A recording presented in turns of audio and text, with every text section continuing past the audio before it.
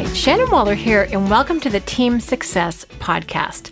Today I'm going to share with you something that I've been thinking about for a little while, and I call it my unique approach to personal productivity. But before I get started, I want to connect it to team success. And I think it's really, really important for every single person on a team to know how they best work and to know when they have the highest level of energy and to know when they can pay the best attention and also to know when they don't or when they can't. And I think that self-awareness is critical to really, really good teamwork. So I've been giving some thought to this, for a very, very long time, a couple decades at least. And I've finally written it down and I finally wanted to talk to you about it. So here's how it boils down. It really boils down to three things. One of the things I call the pinball model of focusing. I'll describe that in just a moment. Then I'm going to talk about batching administrative tasks or things that you don't like or aren't good at doing. And lastly, I'm going to talk about teamwork triads, which is an idea that I got from Dave Logan, who wrote Tribal Leadership. Now, before I jump into the pinball model of focusing, I want to share with you a little bit about how I work. And this is a combination of my personality, my Kolbe profile, which is, if you haven't checked it out yet, go to kolbe.com and do the Kolbe A index. And it also just in terms of things I'm interested in. So it's really a combination of all of what I know about myself and what my interests. And that's how I've distilled down this particular productivity system. And as I'm talking about it, I'd love you to think about what is your own. You know what works for you. You know what doesn't work for you. You may not have put it into a system or be able to articulate it to other people yet, but I guarantee you have your own method. It may be very different than the one I'm going to talk about for myself, but I'm guaranteed that you have one. So let's jump into my first one called the pinball model of focusing. And this is really for someone who is quite distractible, who has, compared to other people, a short attention span. Now, I think my attention span is just fine. It's not short to me, but compared to some other people, it might be considered such. I can also think about a lot of different things almost at the same time. And I have high energy for starting things, much less so for finishing things. And I can change pace very rapidly. Now, again, you may be the opposite. You might be the same. But hear me out because I think this is kind of fun. So let me tell you how I figured this out. So one day I was packing for a business trip, and I also had some reading I wanted to get done, and I also needed to clean my apartment. This is when I lived on my own. And I wanted to do all of those three things before the limousine came to pick me up to take me to the airport. I'm not one of those people who does one thing, finishes it before she starts the next. I know people like that. They're close to me. I live with them. But, that's not really how I function. So what I did was I actually did it by my energy level instead. So I would pack for a few minutes and then I would kind of get tired of that or not know what to bring. And I thought, okay, well, maybe I'll pick up my book for a moment. And I did that for a little bit. Then I would clean something. And I kept kind of going round and round, no particular order. This is the pinball part of it. And then I realized the apartment was clean. I'd done a fair bit of reading and I was fully packed early. Well before the car was going to come pick me up. And I have to tell you, early, it's not a common experience in my life. Running late against a deadline, much more common. And I was kind of stunned. I thought, this is interesting. I might be onto something. So then I started describing this to clients who are similar to me. They've got lots of ideas. In Kolbe terms, it's usually a lot of initiating quick start and very short in what's called follow through, which is systems and organization.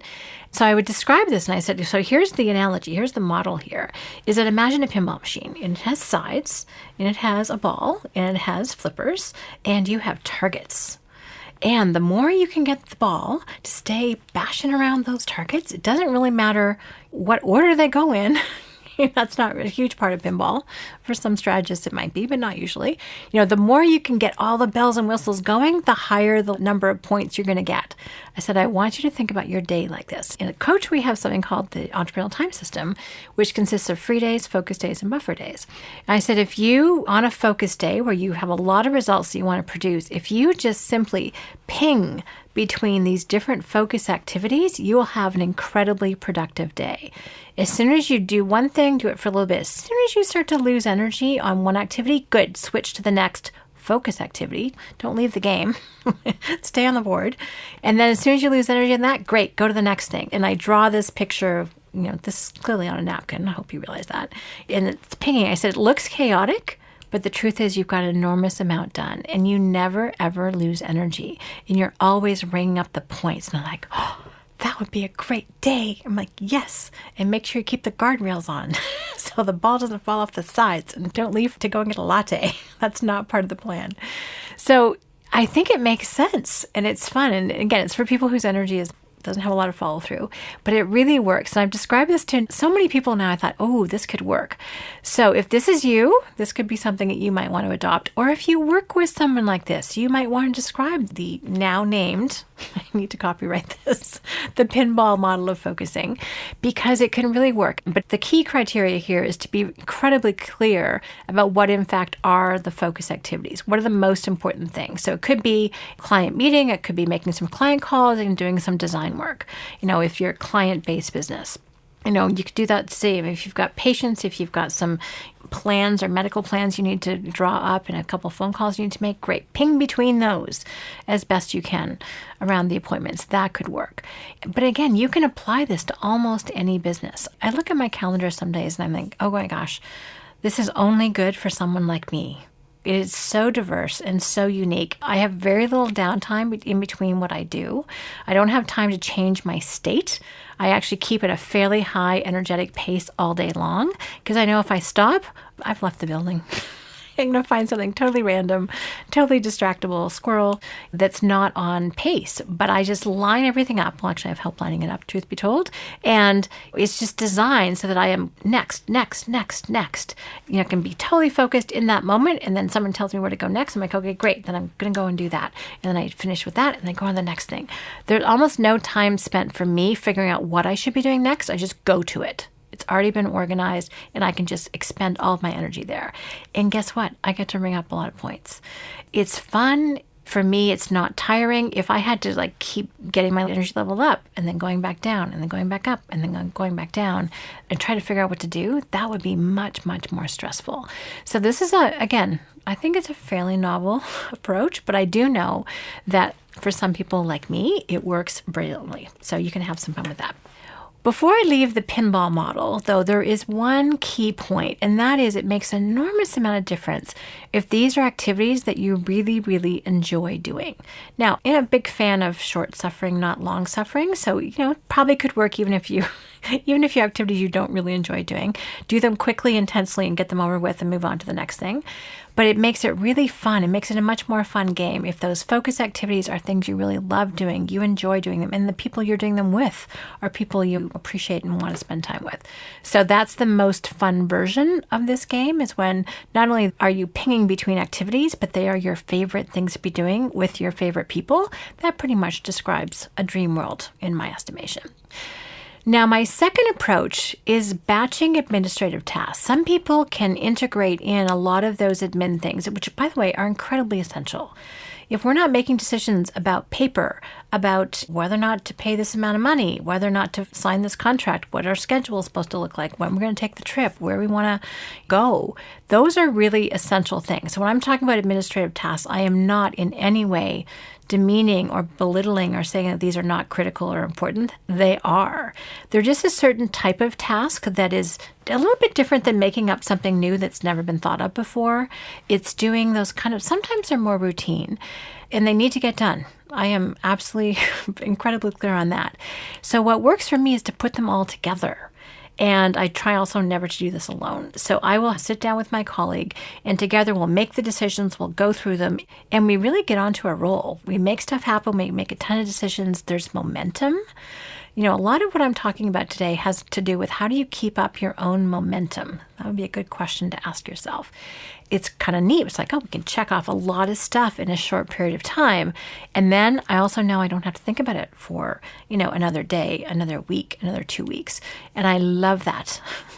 But, if you were to come in and say, hey, Shannon, what do you want to do about this in between focus activity? And then it's like, oh, well, what about your trip? Do you have the receipts for that? And then, and by the way, this person's not happy with this. Can you give them a call back at some point? I'm like, oh my gosh, I just feel like I'm nibbled to death by ducks. It's not a fun situation. It keeps taking my attention and my momentum off track. So really putting them all together, having them organized, having someone whose brain is better suited to those things and you're kind of needed for the decision-making part is a very, very effective strategy. And this may be something you're already doing. If so, pat yourself on the back. I think that's great. Great thing that you figured out. Now, the last thing, and this really has a ton to do with teamwork, and this was a huge breakthrough when I first read about this and put it into practice for myself.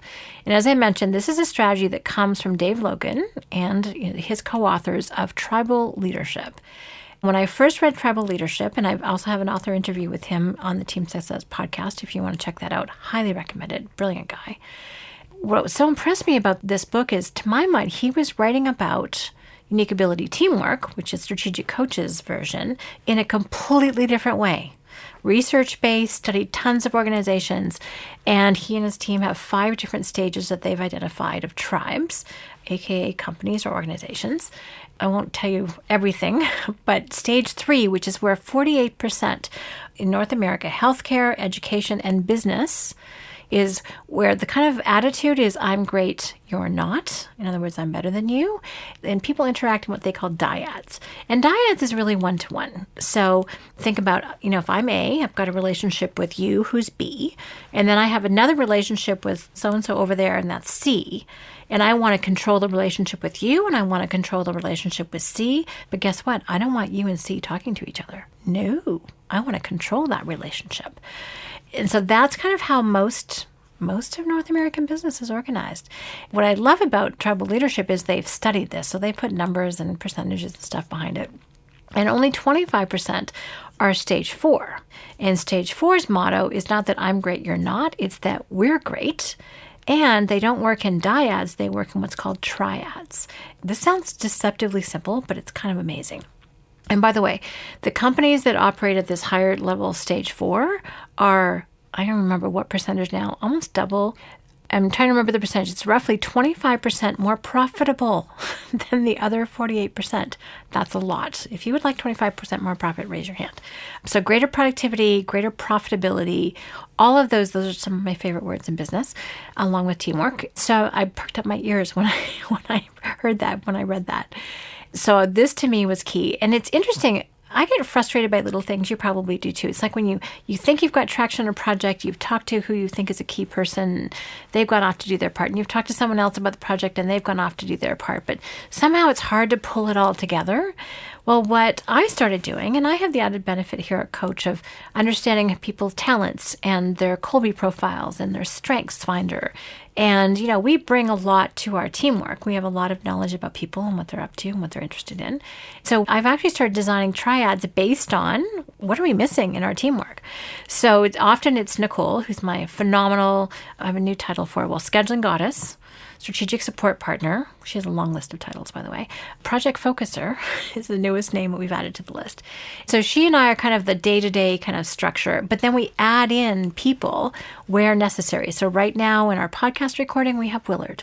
Willard is the one who's going to make sure that this sounds really, really good for you and will coach me to talk slower and to take my time and to breathe. So that's the triad that's here today. If it's designing, if it is creating workshop content, if it's creating a speech, it's working on something for a webinar, then that's going to be our colleague Kathy, and we will get together and the 3 of us work together. So how a triad works is you've got A, you've got B, and you've got C. So A has a relationship with B, A has a relationship with C, but guess what? A also supports the relationship between B and C. In fact, they will do anything to make sure that relationship is super, super strong. So it's like, imagine sitting on a stool with 2 legs versus 3. 3 is going to be a lot more stable. And it doesn't end there. The third person in the triad can have their own set of other 2 people that they connect with in their own triad. So it's an incredible bridge of teamwork that happens. And I highly recommend that you read the book and listen to the audio, because the difference in collaboration, the difference in creativity, and the resulting productivity and profitability are exponential. We started doing that and projects started happening faster, more easily. Everyone was in the loop. We saved a lot of time because we were effectively communicating, oftentimes because we were together. And that was profound. So that to me has been one of the most powerful things I've done in the last probably 10 years to really enhance my personal productivity. And it's simply by bringing more people in. And it could be anybody with the right talents, but we like to use tools here at Coach and profiles to help do that. So we take advantage of that knowledge. But even if you don't do that, just bringing in who you think would be a strategic right fit person, I think is very, very wise. And it means that all of you get to stay in your own area of expertise. And you can bring in other people if needed, or that person can connect you to another triad that's out there. And again, if I boil all of this down to a theme, it's about energy and it's about momentum. We never have to lose mental energy. We never need to lose focus on what we love to do and do best, because we have all these strategies to make sure that we're supported in getting our best work done. And I think being really productive boils down to doing your most important work the most efficiently and with the maximum amount of leverage. That's what productivity looks like to me. So these are 3 strategies that I've come up with for myself, obviously with help. So I really appreciate all the intellectual and teamwork collaborations that I've had to make this happen. But I've been really impressed with just what this teamwork can produce and how easy it is. I would say, well, my stress level's probably gone down 80-90%. I know my productivity has tripled because we've measured the number of projects that we can pull off. The impact is much, much greater. And again, as I said, the stress level's gone down. So I'm a big fan of really figuring out what your own personal productivity strategies are and then putting them into place. And obviously, some environments are more supportive to those freedoms. But if you do have an environment where people's unique talents and capabilities are appreciated, and I was just talking about it in our Extraordinary Coach Culture series about core values, that gratitude really contributes a lot to this as well, then this leads to you being able to live your most productive life, especially at work, and then obviously can translate to other parts of your life too. So I had a lot of fun. Again, I've been thinking about this for a long time, so I had a lot of fun putting this together. I hope you find it useful for yourself. Some of these things you may, in fact, already be doing. You're like, yes, someone else who works the same way that I do, which is always kind of fun to discover. But regardless, I really want everyone to have the self-awareness and to really appreciate that you have your own unique way of being really, really productive. And the more that you can structure things, even small little changes can make a really big difference. Even bringing a third person into a meeting sometimes can actually be the key linchpin that just unlocks a whole bunch of opportunity and productivity and results for you. So I hope this has been insightful and fun for you to listen to. I hope it's got you thinking about your own system. I'd love to hear your comments. So please let me know at questions@strategiccoach.com. Thank you so much for listening. And as always, here's to your team success. Hi, Shannon here, and thank you very much for listening. If you like what you heard today, please take a moment to rate the Team Success podcast on iTunes. And we'd love it if you'd share the podcast with anyone else who could benefit. If you're interested in learning more about the Strategic Coach program for entrepreneurs, visit us at strategiccoach.com or the Strategic Coach channel on YouTube. For free downloads and more team success strategies, visit teamsuccesshandbook.com.